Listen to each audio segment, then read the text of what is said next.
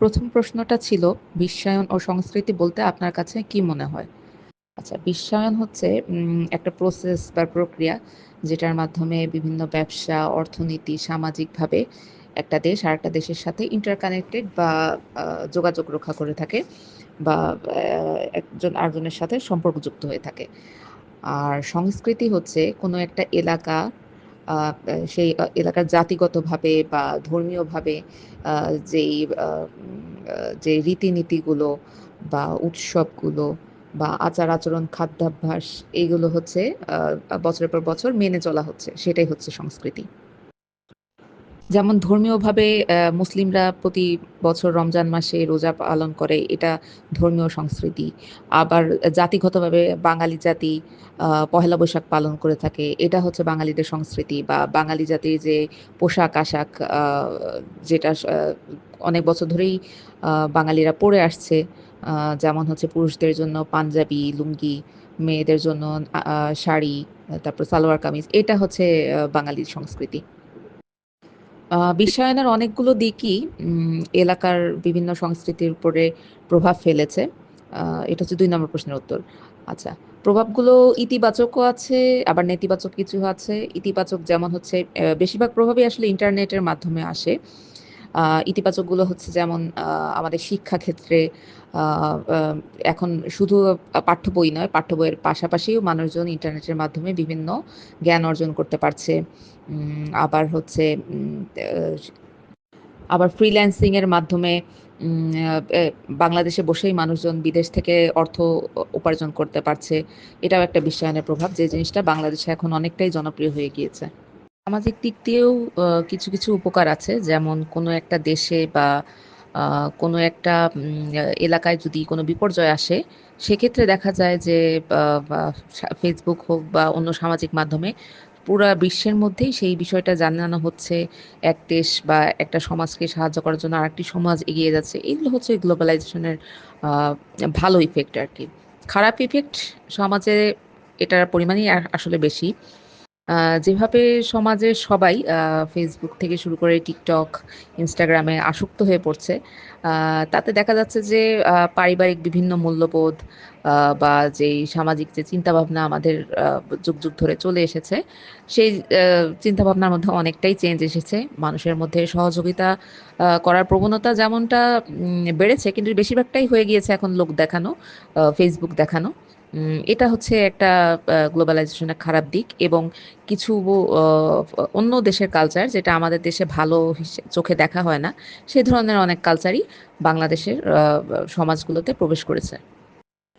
তৃতীয় প্রশ্নটা ছিল, আপনি কি বিশ্বায়নের কারণে ঐতিহ্যগত সংস্কৃতি চর্চার কোনো পরিবর্তন লক্ষ্য করেছেন?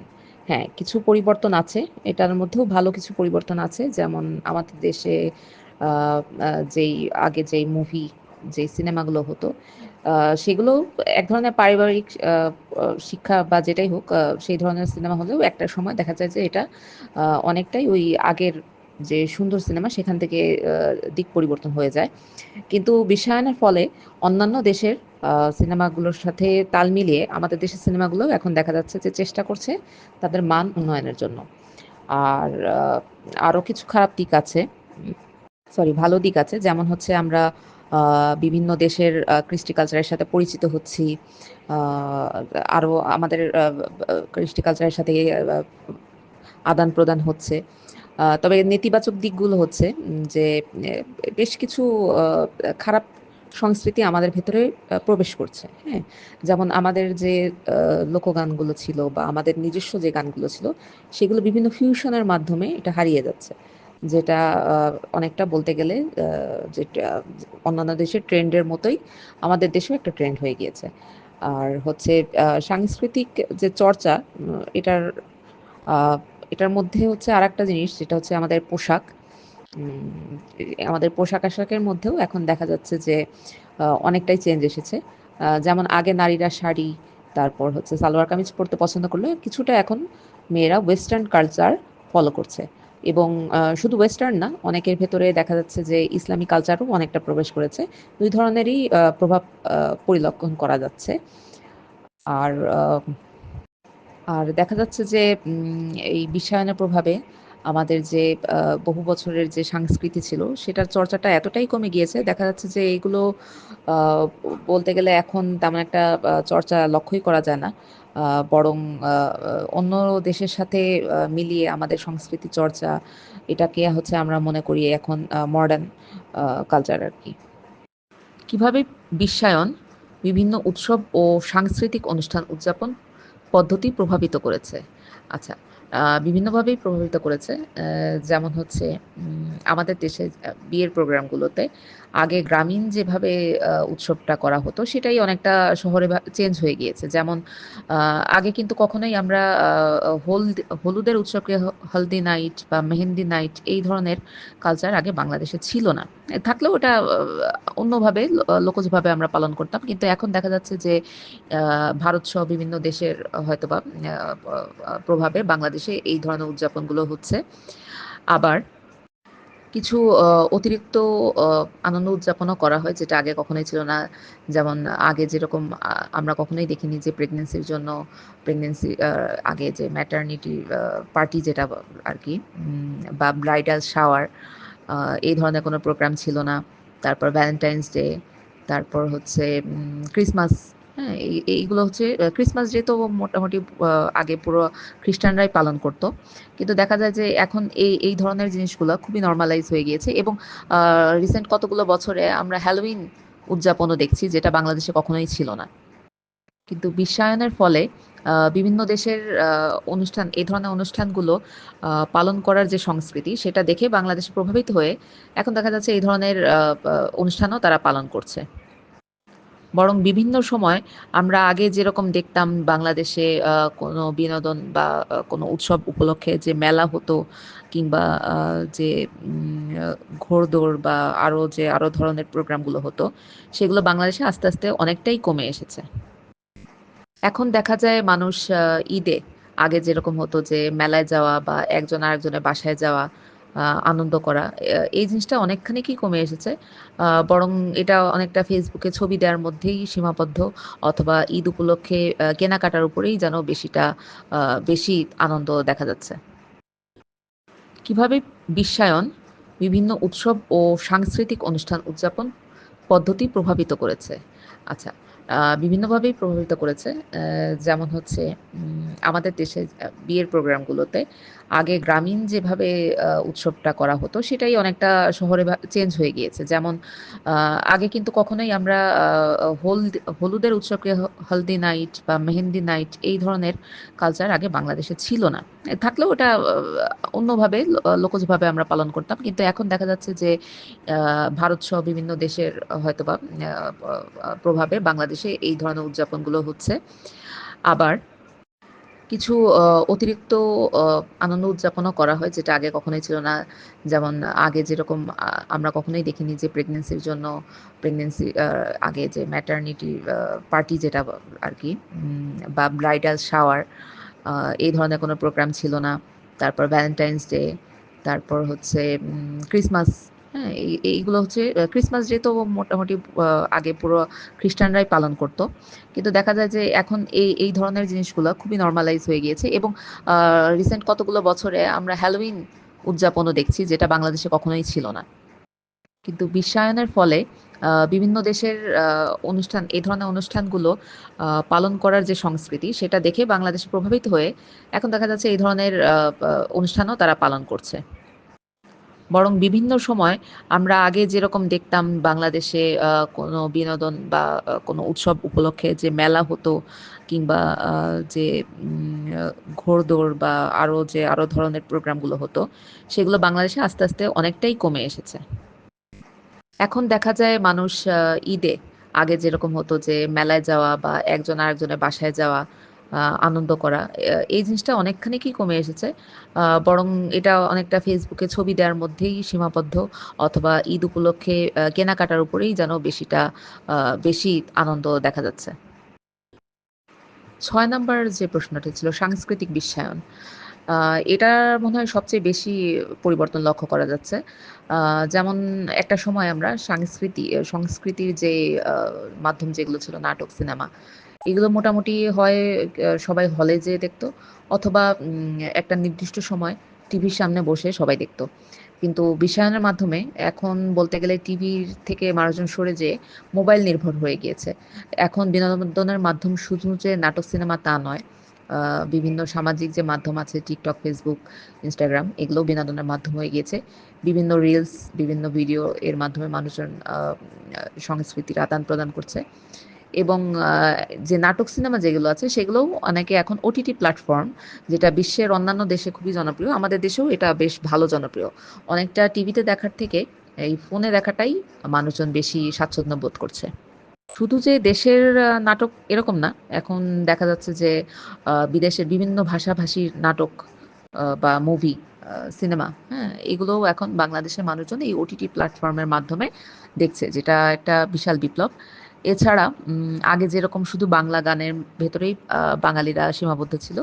এখন বিভিন্ন ভাষা, ইংরেজি, হিন্দি, কোরিয়ান, বিভিন্ন ধরনের ভাষার গানের সাথে বাঙালি পরিচিত হচ্ছে এবং এগুলোর হচ্ছে রেগুলারলি বলতে গেলে শুনছে। এখনকার তরুণ প্রজন্ম বলতে গেলে এই ধরনের জিনিসপত্রগুলোর মধ্যে অনেকটাই আসক্ত। সারাক্ষণ এই ফেসবুকে স্ক্রল করা, রিলস দেখা এগুলোর ভিতরে অনেকটাই আসক্ত। নিজেদের মধ্যে কথাবার্তা বা আগে যেরকম আড্ডা দেওয়া হতো সেই জিনিসটাও অনেকটা কমে এসেছে মানুষের ভিতরে। এবং কিছু ভালো দিক যেরকম আছে, যেমন ভালো জিনিসের সাথে আ পরিচিত হওয়া বা সমাজে কোনো একটা পরিবর্তন আনা।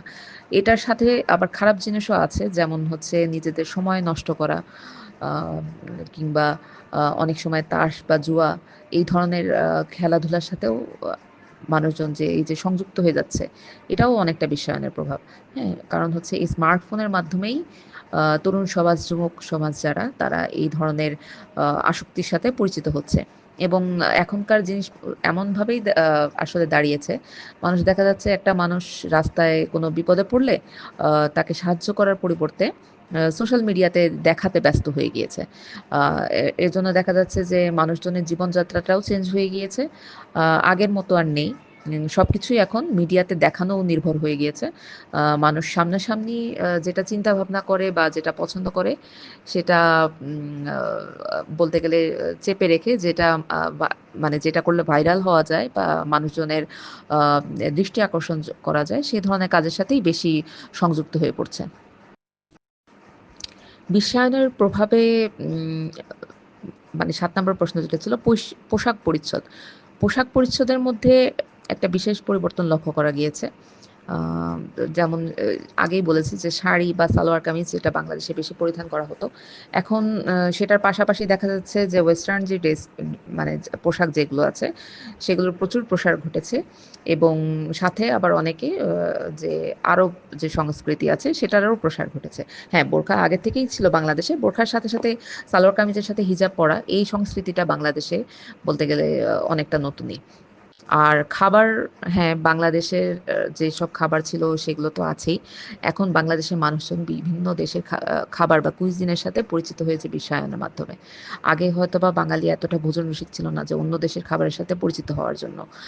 আর এখন দেখা যাচ্ছে ফেসবুকের বিভিন্ন রিলস বা অন্য দেশের বিভিন্ন খাবারের প্রচারণার জন্য দেশেও বিভিন্ন ধরনের খাবার যেমন চাইনিজ, কোরিয়ান, থাই বা ইংলিশ খাবার এগুলো আলাদা, আলাদা কুইজিন, হ্যাঁ? এখন দেখা যাচ্ছে মানুষজন এই ধরনের আলাদা, আলাদা কুইজিন সম্পর্কে যেরকম জানছে আ সেরকম সেই ধরনের খাবারও ওরা সবাই খেয়ে চেষ্টা করে দেখছে যে খাবারগুলো কেমন, হ্যাঁ? এই ধরনের চেঞ্জগুলো এসেছে। আর চিত্তবিনোদনের কথা তো বলেছি যে আ আগে যেরকম শুধুমাত্র বাংলাদেশে আ একটা বিটিভিতে মানুষজন দেখতো। বিটিভির নাটক বা বিটিভিতে যে সিনেমাগুলো দেয়া ছিল সেগুলোই দেখতো। এখন বলা যায় যে বাংলাদেশ শুধু বাংলাদেশের নাটক দেখে এরকম না। বিদেশি বিভিন্ন ভাষাভাষীর নাটক আছে, আ আ মুভি আছে। এগুলো বাঙালিরা ওটিটি প্ল্যাটফর্মের মাধ্যমে দেখতে পারে। আর এইসব নাটক এবং বিনোদনের প্রভাব বাংলাদেশের নাটকগুলোতেও এসেছে, গানেও এসেছে। আম এরা হচ্ছে অনেকটাই এখন দেখা যায় যে আমাদের যে সংস্কৃতি যেগুলো ছিল, লোকসঙ্গীত, ভাওয়াল মানে ভাটিয়ারি গান, এগুলো অনেকটাই এখন এই ধরনের পশ্চিমা গান দিয়ে বলতে গেলে রিপ্লেস হয়ে গিয়েছে। আর ভোগবাতের যে বিষয়টা, এটাও অনেকাংশেই বেড়েছে।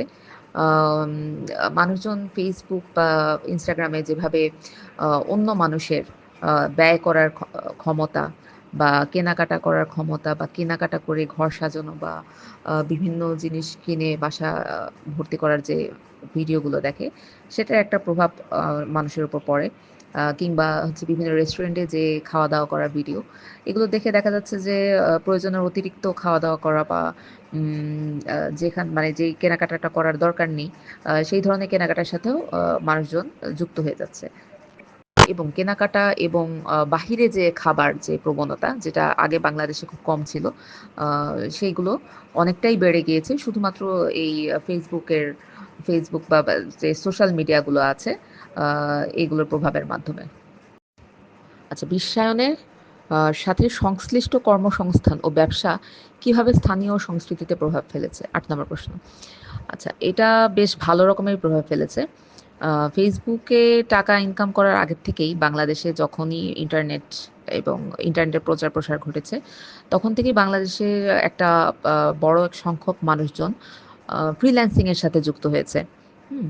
আ এই যে জিনিসটা আপনার বিভিন্ন দেশের মানুষজনের মতোই বাংলাদেশেও ভালো মতোই প্রবেশ করেছে এবং একটা বিশাল সংখ্যক মানুষজন এটার মাধ্যমে বৈদেশিক মুদ্রা দেশে এনেছে।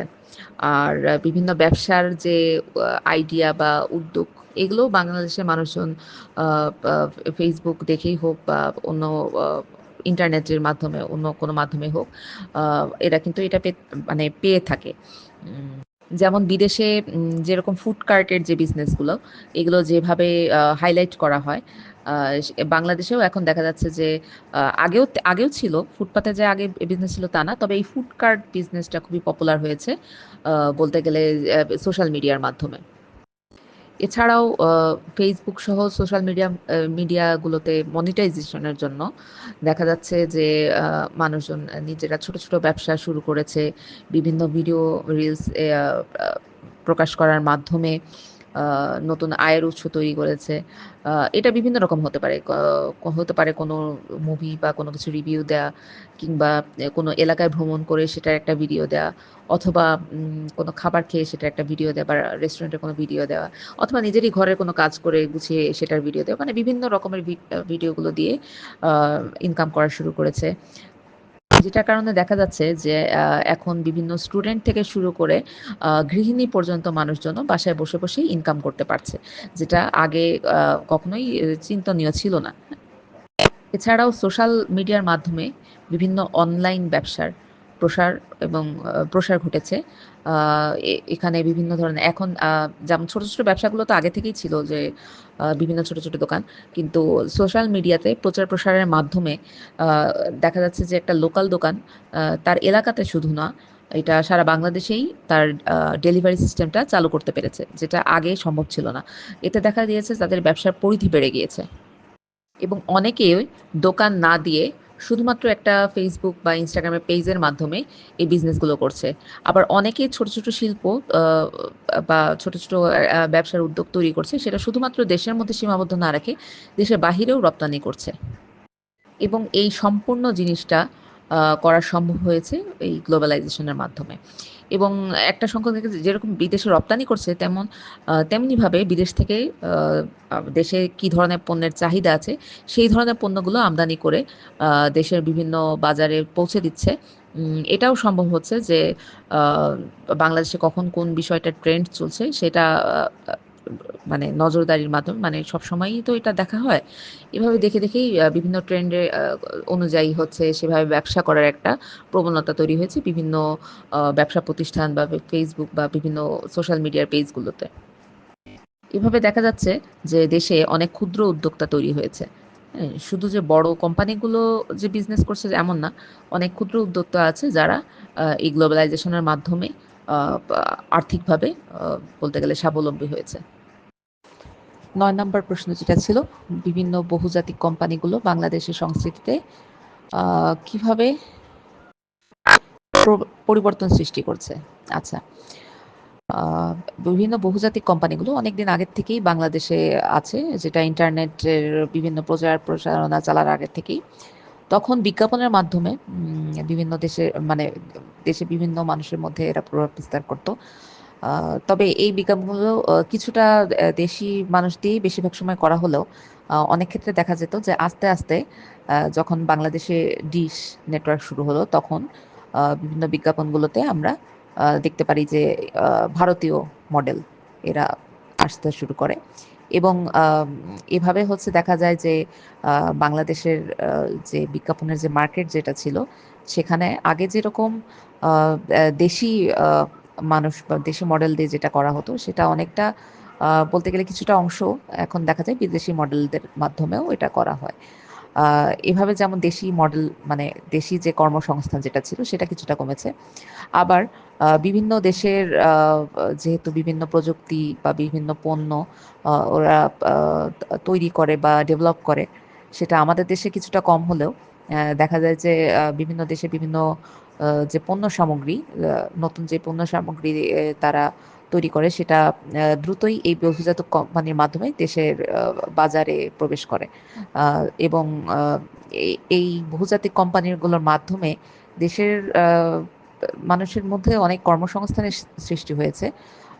আবার কিছুটা আহ, মানে অপসংস্কৃতিও ঢুকে গিয়েছে। আমাদের দেশের অনেক জিনিস যেটা আমাদের দেশে আহ, আহ, মানে মাথায় ঢুকিয়ে দেওয়া হয়েছে বিদেশের কিছু চিন্তা ভাবনাগুলোকে, সেগুলো হচ্ছে আপনার এই বহুজাতিক কোম্পানিগুলোর মধ্যেই এসেছে। নর্মাল একটা স্কিন কেয়ারের ব্যাপারেই যদি বলি, যেমন ফেয়ার অ্যান্ড লাভলি একটা সময় প্রচুর ব্যবসা করেছে ইন্ডিয়ার আর বাংলাদেশের মার্কেটে, আহ, আহ, যে রং ফর্সাকারী ক্রিম হিসেবে। কিন্তু যখন আবার বিভিন্ন বিশ্বের বিভিন্ন দেশে যখন আবার এই ধরনের কথাগুলোকে নেতিবাচক অর্থে ধরা হয়, যখন অন্যভাবে হচ্ছে এটাকে খারাপভাবে যখন সবাই এটাকে মনে করছিল, তখন আবার তারা মার্কেটিং স্ট্র্যাটেজিটা চেঞ্জ করে এটাকে নিয়ে আসে যে না, এটা আসলে ফর্সা না, ঠিক এটা হচ্ছে মানুষের নিজস্ব যে এই সৌন্দর্য সেটাকে আরো বৃদ্ধি করে। এইভাবে হচ্ছে বিভিন্ন মার্কেটিং এর মাধ্যমে মানুষের ভেতরে একটা পরিবর্তন এই কোম্পানিগুলো আনতে পারছে, যে তাদের প্রোডাক্টগুলো ব্যবহারের মাধ্যমে মানুষজন আসলে চেঞ্জ হবে, কিংবা মানুষজনের মধ্যে একটা কেনার আগ্রহ তৈরি করছে। হ্যাঁ, যেটা সম্ভব হচ্ছে এই বিশ্বায়নের মাধ্যমে। বিভিন্ন দেশের চাহিদা বা কোন ধরনের ক্রেতারা পণ্য কিনতে কোন ধরনের পণ্য কিনতে পছন্দ করে সেটারই একটা বলতে গেলে প্রতিচ্ছবি দেখেই বাংলাদেশে কোম্পানিগুলো ব্যবসা করছে এবং এটার বিদেশের যেভাবে প্রোডাক্ট বেচাকেনায় যে এই প্রভাবগুলো ওরা বিস্তার করছে দেখা যাচ্ছে তার কিছুটা অংশ বাংলাদেশে এসেও পড়ছে।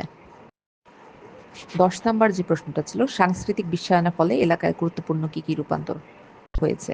আচ্ছা, সাংস্কৃতিক বিশ্বায়ন, আমি সামগ্রিকভাবেই বলি, শুধু বিশ্বায়নের প্রভাবটাই বলি। বিশ্বায়নের ফলে অনেক কিছুই চেঞ্জ এসেছে। যেমন মানুষের আগে যে একটা আড্ডা দেওয়ার যে একটা কালচার ছিল সেটা কিছুটা কমে এসেছে। সেটা এখন মানুষজন অনেকটাই মোবাইল নির্ভর হয়ে গিয়েছে এবং মোবাইলে আড্ডা দেওয়ার থেকে মোবাইলে স্ক্রল করাটাই তাদের কাছে জরুরি। এবং দেখা যাচ্ছে যে এলাকার বিভিন্ন ছোট বাচ্চা কাচ্চারা পড়ালেখার সাথে সাথে টিকটক সহ বিভিন্ন ভিডিওর সাথে জড়িত হয়ে যাচ্ছে। হ্যাঁ, এটা দেখা যাচ্ছে অন্য দেশের মানুষজনের যে এই যে ফেসবুকে লাইক বা বিভিন্ন সোশ্যাল মিডিয়াতে লাইক বা ফলোয়ার, এই সংখ্যা দেখে কিছুটা অনুপ্রাণিত হয়েই সবাই এটার সাথে যুক্ত হয়ে যাচ্ছে। আবার ভালো কিছু আছে, যেমন অনলাইন যে মার্কেটিং যেটা বা অনলাইন ডেলিভারি, এলাকায় কোনো কিছু না পাওয়া গেলে বা এলাকার থেকে কোনো কিছু কমে পাওয়া গেলে মানুষজন বা কিংবা নিজের সুবিধার কথা, এই যে যেহেতু ডোর টু ডোর ডেলিভারি হয় এখানে, মানুষজন অনেকটাই অনলাইন ডেলিভারির উপরে নির্ভরশীল হয়ে গিয়েছে এবং অনলাইনে কেনাকাটা করছে। যে এই জিনিসটা বাংলাদেশে বলতে গেলে পুরোটাই নতুন এবং অনেকটাই মোটামুটি করোনার পরের থেকে এটা দেখা যাচ্ছে বেশি। এবং এই জিনিসটা বাংলাদেশে বিশ্বায়নের প্রভাবেই এসেছে। আগে বাংলাদেশে এই ধরনের জিনিসপত্র কখনোই ছিল না। আবার এই যে বাহিরে যে খাওয়া-দাওয়ার যে কালচারটা তৈরি হয়েছে বাংলাদেশে, বিভিন্ন ফুড কোর্ট বা বিভিন্ন খাবারের রেস্টুরেন্টগুলো, এগুলোর সংখ্যাও বেড়েছে বলতে গেলে এই সোশ্যাল মিডিয়ার মাধ্যমেই। মানুষজন এখন বন্ধু-বান্ধবের বাসায় ঘোরাঘুরি করার চেয়ে বলতে গেলে কোনো রেস্টুরেন্টে যেয়ে দেখা করা বা খাওয়া-দাওয়া করার একটা প্রচলন চালু করেছে। এটাও মোটামুটি বিশ্বায়নের প্রভাবেই বলা যায়। এছাড়াও দেখা যাচ্ছে মানুষজন বয়স কম থাকতেই মানে আমাদের আগে যেরকম দেখা যেত যে পড়ালেখা শেষ করে চাকরিতে যাওয়া বা ব্যবসা করা এই ধরনের চিন্তাভাবনা থাকলেও এখন অনেকে দেখা যায় যে পড়াশোনার পাশাপাশি অথবা পড়াশোনা আগেই শেষ করে অনলাইন কোনো বিজনেস অথবা সোশ্যাল কোনো মিডিয়ার মাধ্যমে অর্থ উপার্জনের একটা মাধ্যম খুঁজে নিচ্ছে, শুধুমাত্র পড়ালেখার মাধ্যমে চাকরি নির্ভর না থেকে। হ্যাঁ, এটাতে একটা আর্থিক উন্নয়নও হয়েছে মানুষের ভেতরে। শুধু যে এরকম ছোট ছোট আর্থিক বা সামাজিক চেঞ্জ এসেছে এরকম না, বাংলাদেশের যে বড় একটি রাজনৈতিক প্রেক্ষাপট যেটা ৫ই আগস্টের, এটাতেও মোটামুটি বলতে গেলে বাংলাদেশ কিছুটা হলে বিশ্বায়নের প্রভাব ছিল। এর আগেও যেমন শ্রীলঙ্কার যে এর আগে যে একটা অভ্যুত্থান হয়েছে, সেখান থেকে কিন্তু বাংলাদেশের যে অভ্যুত্থান হয়েছে সে সময়কার মানুষজন অনেকটাই অনুপ্রাণিত হয়েছে এবং এটা মানুষজন জানতেই পেরেছে এইসব সোশ্যাল মিডিয়ার মাধ্যমে। হ্যাঁ, এটা সুতরাং বাংলাদেশের মানুষের জীবনযাত্রার অনেক অংশই এখন সোশ্যাল মিডিয়া নির্ভর হয়ে গিয়েছে। হ্যাঁ, মানুষের জীবনযাত্রা, লাইফস্টাইল যেটা সেটা হচ্ছে অনেকখানি কি চেঞ্জ হয়েছে। মানুষজন নিজেদের আ প্র মানে প্রতিদিনের যে কাজকর্ম সেগুলো সোশ্যাল মিডিয়াকে জানাতে মানে দেখা যাচ্ছে যে আ পাশের আগে যেরকম নি নিজেদের মধ্যে যেরকম মানুষজন আ কমিউনিকেশন যেটা ছিল আরকি সেটা সামনাসামনি হতো। সেটা এখন অনেকটাই কমে গিয়েছে। বলতে গেলে মানুষজন সবাই এখন সোশ্যাল মিডিয়ার মাধ্যমেই আ নিজের সঠিক অবস্থানই বলি বা যেটা দেখা যাচ্ছে আমি যেটা ভালো দেখাতে চাচ্ছি সেই অবস্থান, হ্যাঁ? সেটা আসলে মানুষজন সামনাসামনি বলার থেকে ফেসবুকে বলাটাই এখন বেশি পছন্দ করছে। এবং একই সাথে নগরায়ন এবং বিশ্বায়ন ২ টার প্রভাবেই দেখা যাচ্ছে যে মানুষের প্রতি মানুষের যে সহমর্মিতা কিংবা যে আগে যে যোগাযোগ যেটা ছিল সেটা অনেকখানি মানে সামনাসামনি কমে এসেছে। এখন অনেকটা অনলাইন নির্ভর হয়ে গিয়েছে। এবং বলতে গেলে আর্থসামাজিক আ পুরো ব্যাপারটাই চেঞ্জ হয়ে গিয়েছে বাংলাদেশে। এখন দেখা যায় যে একদম ছোট বাচ্চারাও মোবাইলের প্রতি আসক্ত হয়ে যাচ্ছে। আ আগে যেরকম বাহিরে বাচ্চারা খেলাধুলা করত, সেই জিনিসটা অনেকটাই কমে এসেছে এবং মোবাইলের আসক্তি এ অ শুধুমাত্র এই বিশ্বায়নের কারণেই অনেকটাই বেড়ে গিয়েছে। হ্যাঁ, যেমন অনেকে আগে আগে যেরকম মানুষজন মোবাইল না থাকার কারণে বিভিন্ন বিনোদন বলতে বিভিন্ন শৌখিন কাজ করত, সেই জিনিসটা অনেকটা কমে গিয়েছে। যেমন বাগান করা বা মাঠে খেলতে যাওয়া, হ্যাঁ? বা ডাকটিকিট সংগ্রহ করা। এই ধরনের আ যে অ্যাক্টিভিটি আছে সেগুলো বাংলাদেশে এখন অনেকটাই কমে গিয়েছে। মানুষজন বাহিরে যাওয়ার থেকে Facebook এ বসে স্ক্রল করাটা বেশি স্বাচ্ছন্দ্য বোধ করে। এবং কোনো সমস্যায় পড়লে, হ্যাঁ? পাশের বাসার মানুষের কাছে জিজ্ঞেস করার থেকে দেখা যাচ্ছে যে সোশ্যাল মিডিয়াতে মানুষজন জিজ্ঞেস করে যে, "আমার এই ধরনের সমস্যা হয়েছে, আমি কি করতে পারি?" এই জিনিসগুলোই চেঞ্জ এসেছে বাংলাদেশে। হ্যাঁ? আগে আসলে মানুষের মধ্যে মানুষের যোগাযোগটা অনেক বেশি ছিল। এই সামাজিক মাধ্যমগুলো না আসার মানে আসার আগে। সেই জিনিসটা এখন অনেকটাই চেঞ্জ হয়ে গিয়েছে। হ্যাঁ? মানুষের মধ্যে যোগাযোগটা শুধুমাত্র সামনাসামনি না হয়ে বেশিরভাগটাই হয়ে যাচ্ছে এখন অনলাইন ভিত্তিক এবং সোশ্যাল মিডিয়াকে দেখানো আ কাজকর্ম বা কেনাকাটা করার জন্য দেখা যাচ্ছে মানুষজন তাদের যে ব্যক্তিত্ব বা ব্যক্তিসত্তার কোনো উন্নতি করতে পারছে না। তবে হ্যাঁ, এর ভেতরেও আ অনেকেই আছে এটাকে ভালোভাবেও আ ব্যবহার করছে। যেমন আগে বাংলাদেশে বিদেশি যে বইগুলো ছিল সেগুলোর তেমন একটা মানে খুব বেশি আ বা এভেইলেবল ছিল না। মানে আরকি পাওয়া যেত না। এখন ই-বুকের মাধ্যমে আমরা শুধু দেশের বই না বিভিন্ন দেশের বই সম্পর্কেও জানতে পারছি। জ্ঞান-বিজ্ঞানের বিভিন্ন অ তথ্য জানতে পারছি। তো সুতরাং যারা এইসব কুপ্রভাব থেকে বের হয়ে আসতে পেরেছে, তাদের কিন্তু জ্ঞানেরও একটা বড় আ রাজ্য খুলে গিয়েছে বিশ্বায়নের মাধ্যমে। আবার উম আ মানুষজনের ব্যবসা বা আর্থিক উন্নতিরও একটা বড় দুয়ার খুলে গিয়েছে বিশ্বায়নের মাধ্যমে। আ শুধু লোকালি না, বাংলাদেশের মানুষজন আ আন্তর্জাতিকভাবেও ব্যবসা বা অর্থনৈতিকভাবে আ উন্নতি করতে পারছে এই বিশ্বায়নের মাধ্যমে।